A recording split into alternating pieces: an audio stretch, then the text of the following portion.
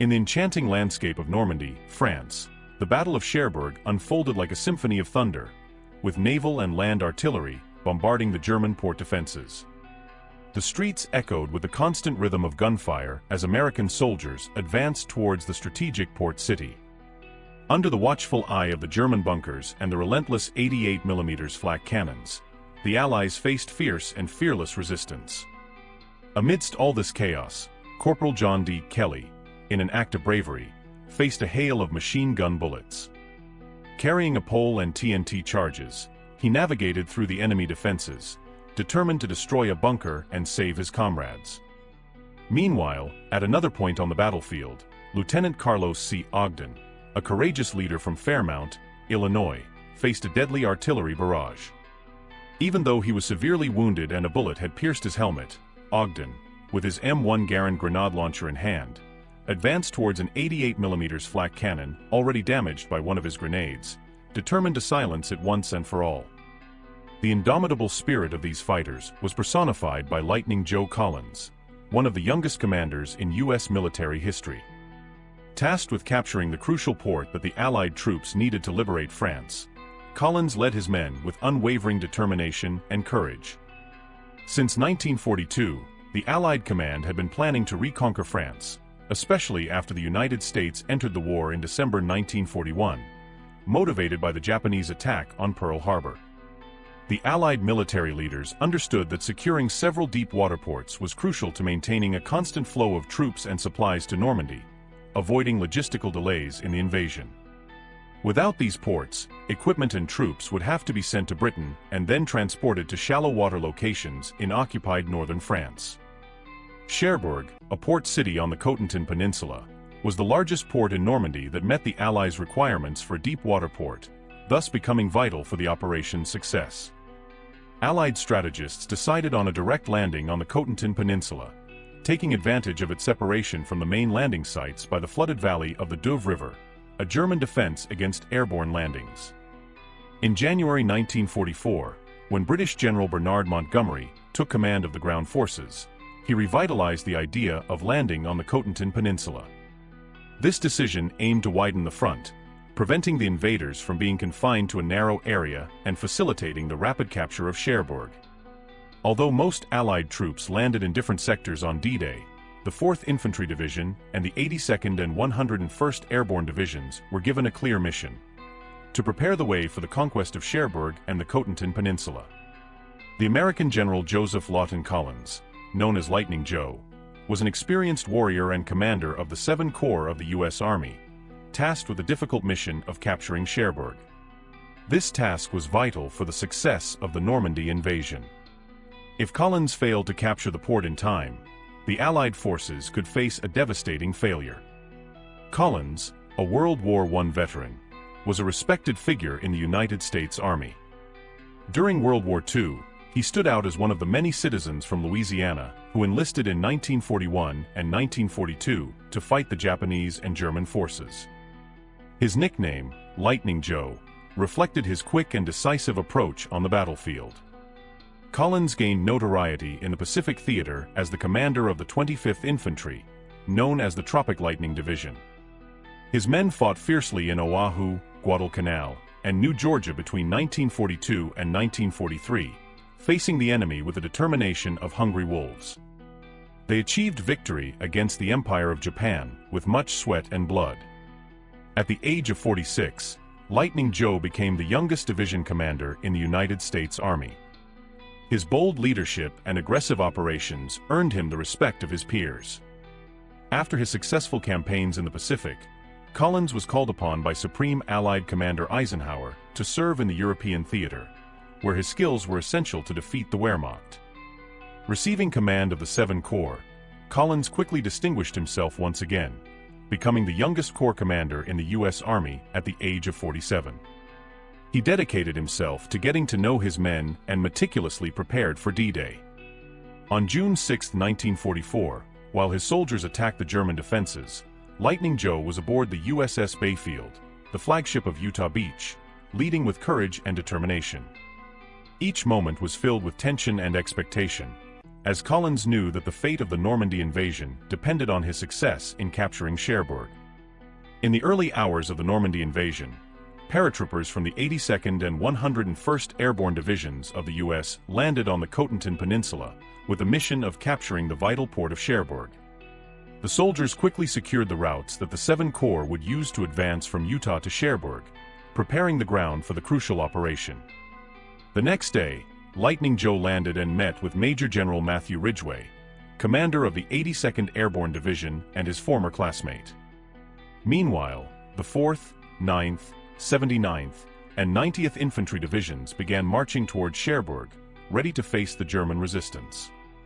In command of the German garrison in Cherbourg was General Karl Wilhelm von Schlieben, a World War I veteran and an experienced panzer commander since the invasion of France in 1940.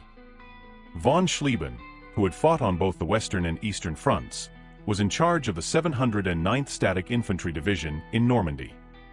On June 23, von Schlieben assumed command of the entire Fortress Cherbourg, replacing General Major Robert Sattler. Meanwhile, Lightning Joe and his men were rapidly advancing towards their objective with unwavering determination. Desperate, von Schlieben requested air support and reinforcements, but the 15th Parachute Regiment of Fallschirmjägers, which was supposed to come from St. Malo, could not find transport. With dwindling ammunition and a mix of battered units, von Schlieben received orders from the Führer to defend Cherbourg at all costs. Despite fierce resistance, the German garrison could not stop the steady advance of the 7 Corps on June 22nd and 23rd. In the final phase, Lightning Joe's 3 infantry divisions eliminated the last pockets of resistance, took the remaining strategic positions, and closed the siege on the devastated city. On June 24th, General Collins maintained the already defined plans. The flank units held the enemy in the northeast and northwest, while other troops coordinated attacks in Octeville and on the Eastern Front. The 79th Division had the mission to capture the strategic point at La Mer à Canards with a double envelopment maneuver, preceded by an air bombardment. Other critical points were also scheduled for air raids. Lightning Joe's men advanced slowly towards the German positions, supported by fighter bombers and heavy artillery. By the end of the day, Collins believed that his troops were ready for a direct offensive to the port. He then requested additional fire support from the U.S. Navy for the ground advance. Before the attack, von Schlieben received an offer of surrender, but, following Hitler's orders and for the honor of himself and his men, he refused, restarting the battle. His worn-out troops faced constant and deadly naval bombardment. The Hamburg Battery and other batteries northeast of the port retaliated against the minesweepers and destroyers, roaring with a desire for vengeance. They hit several ships, destroying the radar of the destroyer O'Brien and severely damaging 3 minesweepers and destroyers. Spitfires and Grumman's were called in to silence the German guns, but the precise flak fire dispersed the planes. The imposing USS Texas and Arkansas fired several salvos against the Hamburg Battery and its 4 9-inch guns, but initially without success. The German gunners waited patiently until the American ships were within range and then fired mercilessly. A shell hit the Texas command tower, causing 11 casualties. In response, the USS Texas scored a direct hit on the Hamburg Battery, destroying one of the reinforced gun positions.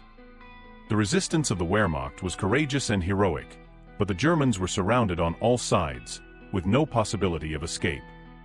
Generals Dahlmann and von Schlieben contemplated a negotiated surrender, but Hitler rejected the idea. Cherbourg had to be defended to the last man. Despite the exhaustion of the German troops, the resistance remained firm. The American troops faced intense small arms fire from positions behind a creek bed and the remaining bunkers. However, the American soldiers advanced through the inner fortress using torpedoes and Bangalore torpedoes.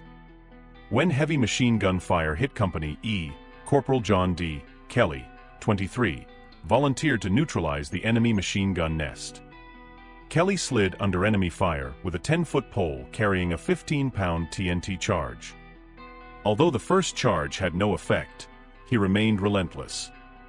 Returning for another attack, Kelly approached the German bunker and successfully exploded the fortification. Afterward, Kelly used another charge to blow up the back of the bunker and threw grenades inside. The few surviving Germans surrendered after the explosions. Due to his selfless actions, Kelly would posthumously receive the Medal of Honor. Nearby, Company K of the 3rd Battalion faced an equally intense challenge. The battles were fierce, and each moment was filled with tension, as the soldiers fought bravely to secure victory and freedom. Under the intense fire of machine guns and the fearsome German 88mm flak cannons, 1st Lieutenant Carlos C. Ogden decided to take action to save his men. With a grenade launcher attached to his M1 Garand, Ogden approached the enemy positions. Even though he was severely wounded in the head by a bullet that ricocheted off his helmet, he advanced with determination. Ogden, with calm and precision, fired his grenade launcher, destroying the flak cannon and eliminating most of the enemy crew. Despite suffering a second wound, he continued his assault on the German machine gun nests, neutralizing them with accurate grenades. His heroic actions that night led to the surrender of the German garrison and earned him the Medal of Honor. Despite the lack of food, supplies, and ammunition, the German garrison resisted bravely. Lightning Joe Collins' troops kept advancing, pushing the enemy into submission with a devastating combination of air, naval, and ground attacks. On June 26, elite British troops from Commando No. 30 attacked Octeville, capturing a Kriegsmarine unit of more than 500 men. This victory paved the way for the 79th Division's assault on the heavily defended Fort du Roule. Situated on a steep rocky promontory, the fort provided the Germans with an excellent view of the port, but had already been targeted by air and naval bombardments. The American soldiers advanced from the west, clearing the way with bazookas and explosive charges. When it became clear that resistance was futile after the fort was breached, Generals von Schlieben and Dahlmann surrendered to Lightning Joe's men on June 29. With the port secured, Allied logistics ensured a vital passage for the successful liberation of France. Lightning Joe continued to lead the 7 Corps until the end of the war and remained in the Army during the Korean War, retiring in 1956. Lightning Joe Collins received 3 Distinguished Service Medals and 2 Silver Stars, among many other recognitions. He was credited with destroying 14 German divisions during his service in the Western Theater of World War II. Every move was filled with suspense and emotion as the soldiers fought with courage and determination. The decisive and heroic actions of men like Ogden and Collins were crucial for the mission's success and the liberation of France, marking a turning point in the war.